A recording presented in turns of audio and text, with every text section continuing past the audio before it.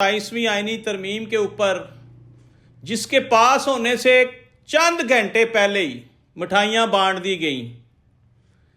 हाँ जी, आप सही सुन रहे हैं कि आईनी तरमीम सेनेट से भी पास नहीं हुई थी और कौमी असम्बली से भी पास नहीं हुई थी, लेकिन फैसल वाडा इतने कॉन्फिडेंट थे कि उन्होंने मिठाई तकसीम की और मुबारकबाद पेश की सियासतदानों को कि जी आपको मुबारक हो, ये आईनी तरमीम पास हो गई।